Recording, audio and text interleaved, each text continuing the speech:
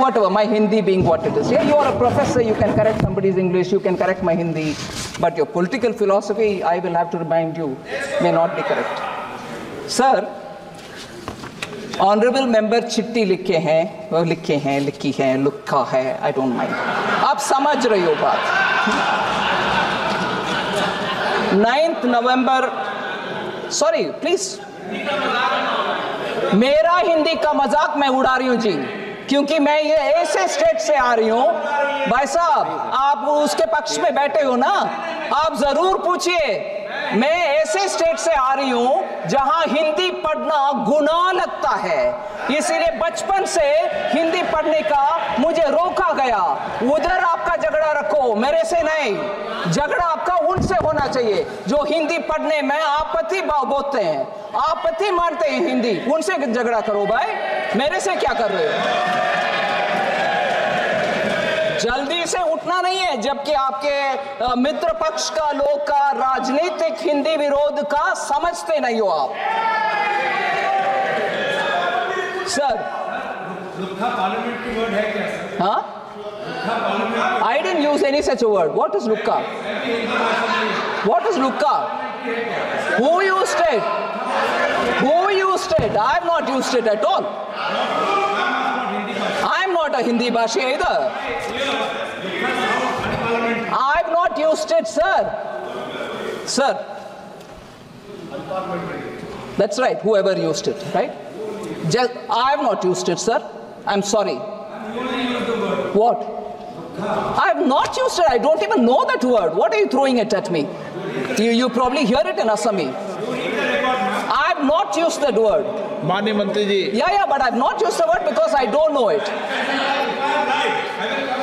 There is no lie or no. I am saying I have not used it, and I have not said you're lying.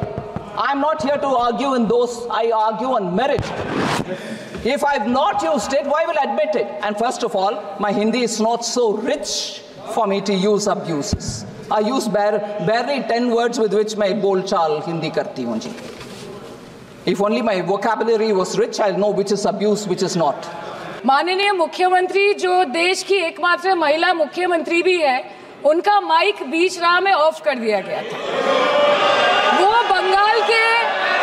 Bengal के अरे अभी तो शुरुआत है, ये तो ट्रेलर है, पिक्चर बाकी है.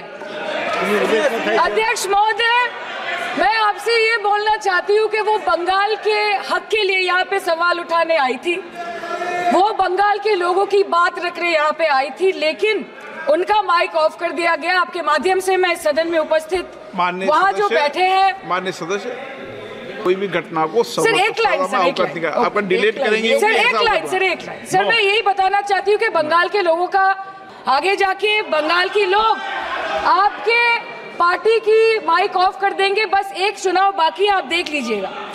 Sir, all India Trinamool Congress इस सदन और इस देश का 3rd लार्जेस्ट ऑपोजिशन पार्टी है, और हम आपसे धन्यवाद हम आपको देते हैं कि आपने हमको रेलवे, स्वास्थ्य, शिक्षा और आज ये पशुपालन जैसे महत्वपूर्ण विषय पे चर्चा करने का मौका दिया. लेकिन तृणमूल कांग्रेस आगे जाके देश के हर महत्वपूर्ण मुद्दे पे बात करेगा, चाहे वो चीन का अनैतिक रूप से इस देश में प्रवेश हो या वो 700 से ऊपर आंदोलन जीवी किसानों की. माननीय सदस्य, आप पहली बार बोल रही हैं, मैं आपको हस्तक्षेप नहीं करना चाहता, लेकिन जिस अनुदानों की मांगों पर चर्चा सर अभी आ रहे सर नीट के घोटाले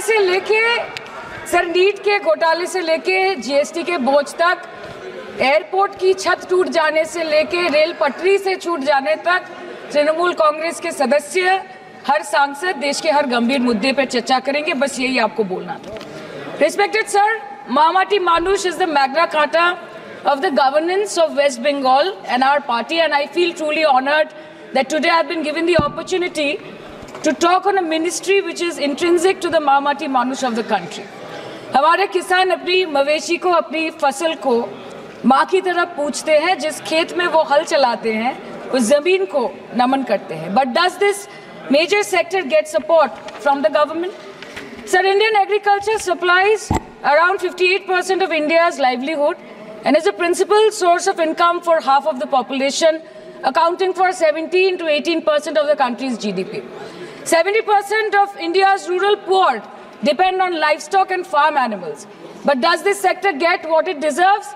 इसका जवाब अगर आप देश के किसान से पूछेंगे तो वो आपको यही बात बोलेंगे कि चाय से शुरू हुई थी सरकार और गाय पे अटक गई और विकास की मौसी 10 साल में रास्ते में भटक गई। Sir, exorbitantly high cost of cattle and poultry feed under the mismanagement of this sector by the current government and wholesale fodder inflation hovering between 25% to 28.6% in the last 2 to 3 years, it is a 9-year high. Sir, किसान खुद क्या खाएंगे?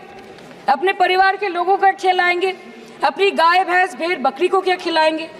Sir, ऐसे ही वारदात होते हैं जहां गरीबी से जूझता हुआ एक किसान उसको अपनी गाय भेड़ बकरी को बेचने में मजबूर करते हैं और अंत में जाके वो अपनी खुद की जान ले लेते हैं। सर, पिछले 10 सालों में 1,12,000 किसानों ने इस देश में आत्महत्या की।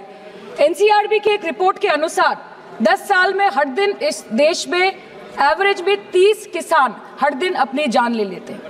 सर, इस देश के लोगों का यही है किस्सा कि जिसको जिताया वो राजा की तरह जाएगा और जिन्होंने जिताया वो फकीर की तरह। सर, ये बहुत गौरक्षा की भी बातें करते हैं। देश के लोगों को ये पता होना चाहिए that there is a fodder crisis in India and the union minister has himself stated in a written reply in Rajya Sabha that yes, the country is deficit in fodder. So it means that cows are dying without food in government-owned goshalas, especially the BJP-ruled state. 74,000 cattle had died at Panjrapols in Sundarnagar and Banaskantha district of Gujarat in the last 3 years. 200 cows were found dead in Madhya Pradesh's Shivpuri district. 173 cows allegedly died in a week in Chhattisgarh. And 74,016 cows had died in Hingonia Goshala in Jaipur during the previous BJP government in Rajasthan. तो sir, पहले खाना ही नहीं मिला, fodder crisis, फिर मिल भी जाए तो इतना महंगा कि किसान खरीद ही नहीं पा रहा है, फॉडर इन्फ्लेशन, और सर खाना मिल भी जाए तो पशुओं की बीमारी। उससे मुकाबला करने के लिए इस सरकार ने क्या किया? The Parliamentary Standing Committee on Agriculture, Animal Husbandry and Food Processing presented its report which stated that 32.7 lakh cattle were infected by the viral lumpy skin disease across several states and a whopping 2.4 lakh cattle died within months. ये बोलते हैं कि गाय हमारी माता है पर माँ की रक्षा करना इन्हें नहीं आता है। अध्यक्ष महोदय, हम सब जानते हैं कि इस मिनिस्ट्री के अंतर्गत डेयरी भी आता है और भारत इस पूरी दुनिया में दूध के उत्पादन में नंबर 1 है, contributing to almost 24.46% of global milk production. But since the government has not been able to bridge the gap between demand and supply, it has successfully turned the country from being the largest producer of milk to an importer of milk. In the last 10 years, due to the stagnation in milk production, the gains of white revolution has been systematically whitewashed. The dairy farmers are forced to throw buckets of milk on the highway protesting against meager remuneration for their produce. And the price of milk, on the other hand, has increased by a massive 55% in the past 10 years. It was rupees 36 per litre in 2014 and now rupees 56 per litre in 2024. When this government came to power, the first thing the milk producing companies regulated by it did was to increase the price of milk by rupees 2 per litre. This was their revenge on the people of India for not providing a majority to the BJP. आम आदमी के दूध, छाछ, लस्सी, दही, पनीर पर 5% की GST, cream, condensed milk, मक्खन, घी पर 12% की GST और अमीरों के हीरो पर सिर्फ 1.5% की GST। सरकार उनको रिलीफ नहीं देती है जो विदेश में जाके मिल्क शेक और लाते की चुस्कियां लगाते हैं। ये सरकार उनको रिलीफ नहीं देती जो आम आदमी 2 पैकेट दूध खरीदने से पहले 10 बार सोचता है। सर, बचपन से हम सुनते आए थे कि संडे हो या मंडे रोज खाओ अंडे।